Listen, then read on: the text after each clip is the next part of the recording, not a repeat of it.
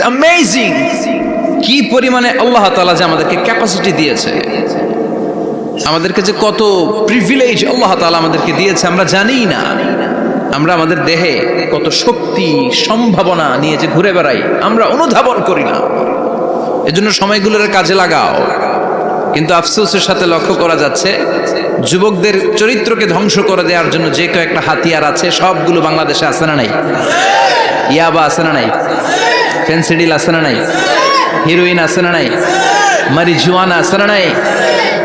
এই ফেন্সিডিল ইয়াবা আগে শুনতাম ইউনিভার্সিটির ছেলেরা খাইতো, এরপরে নাইমা আসলো কলেজে, এরপরে হাই স্কুলে, এখন প্রাইমারি ছেলেদের হাতেও ইয়াবা ঢুকছে। চিল্লা এখন ঠিক না? দেশের যুব সমাজ আজকে কোথায়? পর্নোগ্রাফি, এক একটা মোবাইল এক একটা হিন্দি সিনেমার কারখানা। ইন্ডিয়ান নায়িকাদের কোমর দুলানো ডান্স আছে না নাই? স্মার্টফোন নিয়ে ছেলে স্মার্ট হয়, কিন্তু ইমান আখলাক চরিত্র সব শেষ। অপরাজনীতি, রাজনীতির নামে মন্দ খারাপ প্রতিহিংসামূলক ছাত্র রাজনীতি, নেতারা এই যুবক ছেলেদেরকে ইউজ করে, ওর বিরুদ্ধে ও মার, তুই ওরে মার, ওনারা থাকে অন্য জায়গায়, আছে না নাই? এভাবে আমাদের দেশের ছেলেদের চরিত্র, তাদের সম্ভাবনাকে আমরা নষ্ট করে দিচ্ছি। যুবক ভাইয়েরা, in the day of judgement, কিয়ামতের কঠিন ময়দানে আল্লাহ তাআলা 7 শ্রেণীর ব্যক্তিকে তার আরশের নিচে ছায়া দিবেন।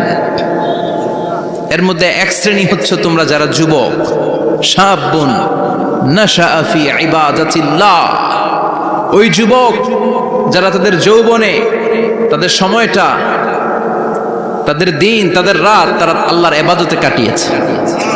সুবহানাল্লাহ পড়েন। 7 শ্রেণীর মধ্যে 2টা শ্রেণী হলো যুবক। একটা হলো যৌবন সময়ে যারা আল্লাহর ইবাদতে রাত কাটায়, সময় কাটায়। আর দ্বিতীয় ওই যুবক যে যুবককে কোনো নারী অন্যায় কাজের, অন্যায় প্রেম করার পরকীয়ার অফার দেয়, ওই অফারকে ক্যান্সেল করে ওই যুবক বলে ইন্নী আখাফুল্লাহ, আমি এই পরকীয়ার দিকে যেতে পারি না, কারণ আমার অন্তরে ভয় আছে একজনের, তিনি কে? যাদের হৃদয়ে আছে আল্লাহর ভয় তারা কবু পথ ভুলে যায় না। আল্লাহর প্রেম ছাড়াই দুনিয়ায় কারো কাছে কোনো কিছু চায় না, ঠিক কি না?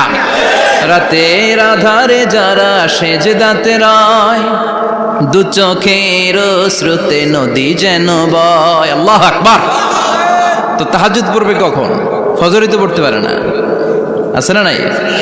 রাতের আধারে যারা সেজদাতে রয়, দু চোখের শ্রুতে নদী যেন বয়।